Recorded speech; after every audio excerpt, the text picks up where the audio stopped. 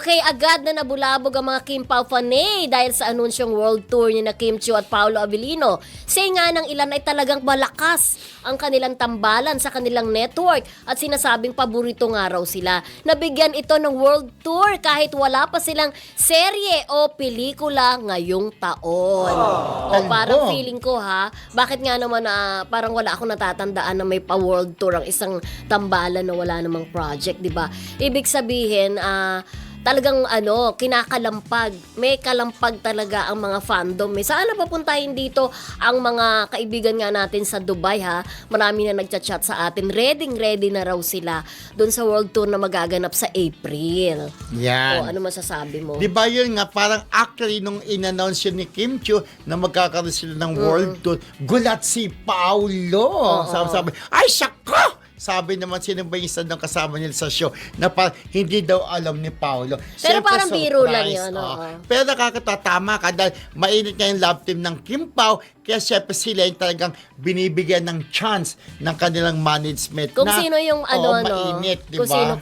Kung sino yung medyo yung medyo hindi na teenager, di ba? Pero syempre, mas lalo nga silang sikat dahil marami na silang napatunayan, 'di ba?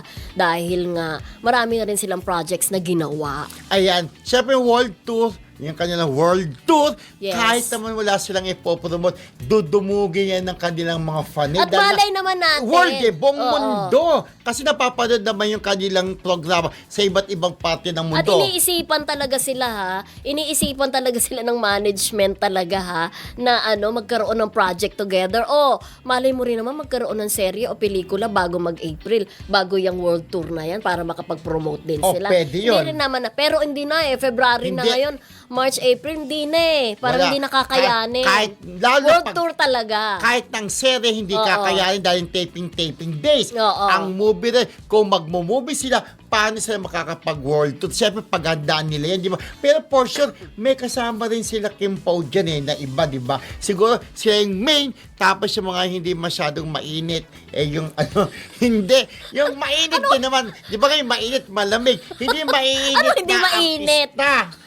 Hindi kasing sikat nila. Kumbaga, parang sila, back up, parang lang. Di ba pag may concert, ang tawag may concert, yung bago mag-concert. Front act. Siyempre, kakanta sila lang. Isang araw, nagmamaneho sa Cubao. Silang gaganon. Silang gaganon yung mga back up. Tapos sila magkakanta. Ano ba yung kinanta nila? Hindi yung kinanta nila nung linggo. Ang ganda yung parang may meaning Nakalimutan. Hindi ko alam. Tapet Rocket, tanong mga, di ba Tapet Rocket? Linda Miranda. Ano ba yung title ng kumanta sila doon sa Noontime Show? Mag-aabang na for sure sa UK si Marcelita. Yes. Sa pagdating ng Kim Pao dyan. Of course, sa New York din, kung saan nandyan si Carmen Dolalas. Emily Gomez na nasa Texas, nakaabang din. Baka pumunta sa Texas ang dalawa. Sino pa ba? Mami Amores, Ate Tess Edisyong. Lorna Anselmo, Lorna Torres, hello. Eva Bautista, Wengay Agustin. Pupunta sila doon para lang supportan ang Kim Pao World Tour. Kayang-kaya nilang gumastos. Ate Cecil Pili, Ate Norma Melicio, Mami Amores, hello. Hi, Millie Badisas, pagaling ka friendship. Ogie Narvaez, pagaling ka. Annalyn Hiccup, Marina Corazon, pagaling kayo mga friendship. Emily Gomez, hello. Ayan, si Rowel Batiin ko lang din ang Mr. and Mrs. Hanson kunin ko lang yung name nila ng Coral Beach Club sa Batangas kung saan kami pumunta. Napakagandang lugar dyan. Yes. Of course, yung mga nakilala namin dyan si MJ at saka si Thomas. Hello, our new friends there from Batangas, Matabungkay. Naalala ko yung Matabungkay nung elementary tayo. Sikat. Sikat na sikat talaga. Buhay na buhay pa rin talaga ang turismo sa Batangas. Yes. Ayun. One of the best talaga na pwede niyong puntahan ng Coral Beach Parang gusto Club. ko nang pumunta dyan. Correct. Sa birthday ko sa May. Hi, Mr. Jonas. Hello. Hello po. Ayan, punta po kami dyan. Painitin natin dahil yan. Siya, galing sa Sweden. Swedish, oo. So you talk in English? Yes. Sa totoo lang, malakas ang kaso na paborito ng network sina Kim Chiu at Paolo Avellino. At hindi lang dahil sa chismis o kilig niyang fans, kundi dahil pinapatunayan nila sa trabaho. Kay Kim Chiu, matagal na siyang haligi ng network. From teleseries, movies, hosting, endorsements, lahat pinasok niya at consistent ang hatak. Hindi siya yung basta sikat lang. Marunong siyang makisama, professional, at may loyal na fanbase. Kaya kung bibigyan siya ng projects, parang safe investment talaga para sa network.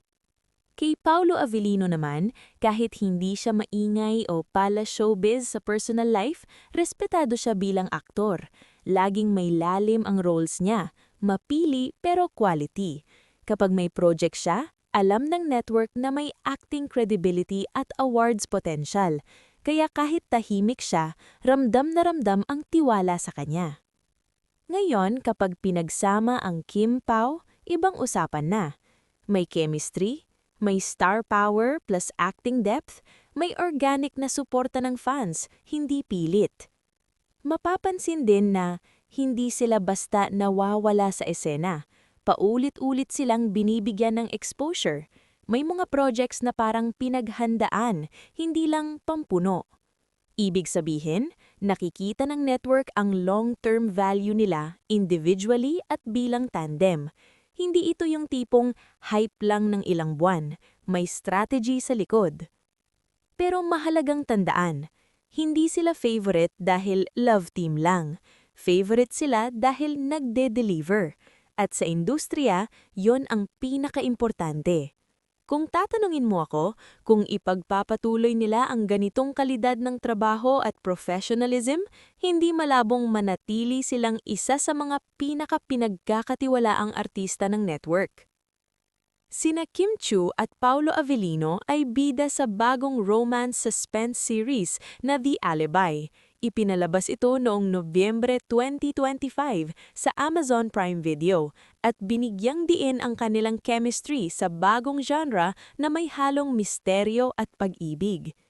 Pareho silang lumabas sa ABS-CBN Ball 2025 bilang isa sa mga prominenteng real love teams kasama ang iba pang bigating artista. May paparating na o bagong projects na star-powered dahil sa kanilang tandem.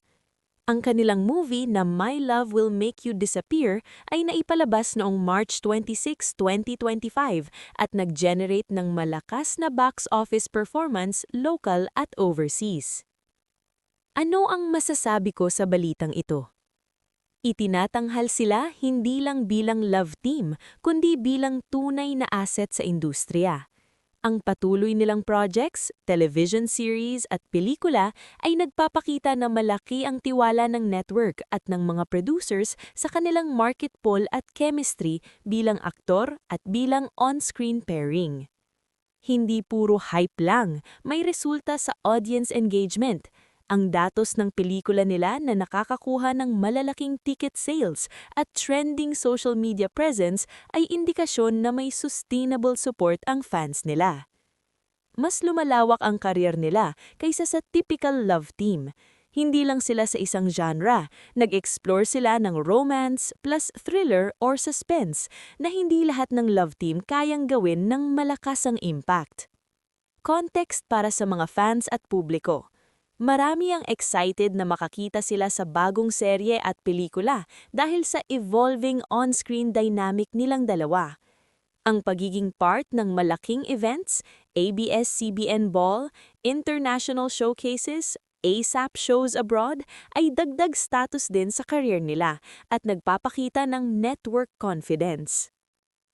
Sa totoo lang, hindi na nakakagulat ang balitang ito. Sa halip, parang natural progression lang ng lahat ng nangyayari sa karir ni na Kim at Paulo. Kung titignan mo kasi ng mabuti, hindi ito basta favoritism lang na walang basehan. Pinaghirapan, pinatunayan, at inalagaan nila ang posisyon na meron sila ngayon. Kay Kim Chiu, matagal na siyang haligi ng network. Hindi siya yung artistang sumikat tapos nawala. Sa loob ng maraming taon, napatunayan niyang kaya niyang mang-adapt mula sa pagiging teen star, leading lady, hanggang sa pagiging host at brand endorser. Kahit ilang beses siyang nakaranas ng ups and downs, bumabangon siya palagi ng mas matatag. Kaya kung favorite siya ng network, malinaw kung bakit. May loyalty, may professionalism, at higit sa lahat, may audience na hindi siya iniiwan. Kay Paulo Avellino naman, ibang klase ang respeto na binibigay sa kanya ng industriya. Hindi siya yung artistang nakaangkla sa ingay o eskandalo. Tahimik pero malalim ang impact. Kapag may project siya, alam ng network na quality acting ang dala niya. Siya yung tipong aktor na nagbibigay kredibilidad sa kahit anong palabas na salihan niya. Kaya kung binibigyan siya ng sunod-sunod na magagandang proyekto, malinaw na malaki ang tiwala sa kakayahan niya. Ngayon, kapag pinagsama mo si Kim at Paulo, doon talaga nagiging malinaw kung bakit sila tinitingalaw ng network. Hindi lang sila visually bagay, emotionally at artistically aligned sila. Ang chemistry nila ay hindi pilit, hindi scripted lang, may natural na daloy na ramdam ng viewers. Kaya kahit simpleng esena o tigingan lang, nagre-react agad ang audience. Isa pang mahalagang punto, hindi one-dimensional ang Kim Pao. Hindi lang sila kiniligan, hinahangaan din sila. Kaya nilang dalhin ang romance, drama, at kahit mas seryosong genre. Ibig sabihin, pangmatagalan ang potential nila. Hindi lang uso ngayon, kundi may puwang pa sa hinaharap. Para sa network, malinaw ang mensahe. Ang Kim Pao ay investment, hindi gamble. May fandom na solid at vocal. May kalidad ang output, hindi lang numbers. At sa panahon ngayon na mabilis magpalit ng uso at love team, mahalaga ang consistency at trust, dalamang bagay na parehong taglay ni Kim at Paulo. Sa kabuuan, masasabi ko na deserved ang trato sa kanila bilang paborito ng network. Hindi ito dahil sa intriga o chismis, kundi dahil may balik ang tiwala sa ratings, sa engagement, at sa kalidad ng proyekto. Kung magpapatuloy pa ito, hindi malabong mas tumibay pa ang pangalan ng Kim Pao bilang isa sa mga pinaka-respetado at pinaka-maimpluwensyang tambalan ng kanilang henerasyon. Marami pa talagang pwedeng idagdag sa balitang ito at dito lalong makikita kung bakit malalim at hindi basta hype ang usapin tungkol kina Kim Chiu at Paolo Avellino bilang paborito ng network. Una, malaki ang papel ng timing. Dumating ang Kim Pao sa panahong ang audience ay mas mature na ang panlasa. Hindi na sapat ang simpleng kilig. Gusto na ng viewers ang may emosyon, may lalim, at may sense of reality. Sakto rito ang atake ng Kim Pao. May kilig pero hindi mababaw. May drama pero hindi pilit. Kaya mas nagiging relevant sa mas malawak na market, mula Gen Z hanggang long-time viewers. Ikalawa, malinis ang imahe nila bilang tambalan. Walang sobrang kontrobersya, walang pilitang paaminan, at walang paasa ng marketing. Ang pinapakita nila ay respeto sa isa't isa, sa fans at sa trabaho. Para sa network, napakahalaga nito dahil mas madali silang i-market sa brands, advertisers at international platforms. Ibig sabihin, global ready ang Kim Pao. Ikatlo, hindi sila takot mag-evolve. Hindi sila nakakulong sa isang formula. Kapag may bagong genre o mas daring na material, kayang sabayan pareho. Ito ang dahilan kung bakit paulit-ulit silang pinagkakatiwalaan. Alam ng network na hindi sila mauubusan ng bagong maibibigay sa audience. Ikaapat, organikong lakas ng fandom. Hindi lang sila maingay sa social media, marunong ding magrespeto ang karamihan ng fans. Hindi basta naninira ng ibang artista o love teams. Ang support ay nakatuon sa projects at sa growth ng dalawa. Para sa network, ito ay senyales ng healthy at long-term fan culture. Ikalima, may epekto din ito sa direksyon ng industriya. Pinapakita ng Kim Pao na posible pa ring sumikat ang tambalan kahit hindi umaasa sa issue o real-life confirmation. Trabaho at kalidad pa rin ang puhunan. Sa ganitong paraan, nagiging benchmark sila para sa future pairings. At panghuli, kung susumahin lahat, hindi lang sila favorite ng network, kundi partner sa pagbuo ng mas matinong content. Hindi sila disposable stars, bahagi sila ng mas malaking plano. Sa madaling salita, ang balitang ito ay hindi lang tungkol sa pagiging paborito. Ito ay tungkol sa tiwala, respeto at pangmatagalang direksyon. Para kay Kim Chiu at Paolo Avellino at para rin sa industriya na patuloy na naghahanap ng kalidad kaysa ingay.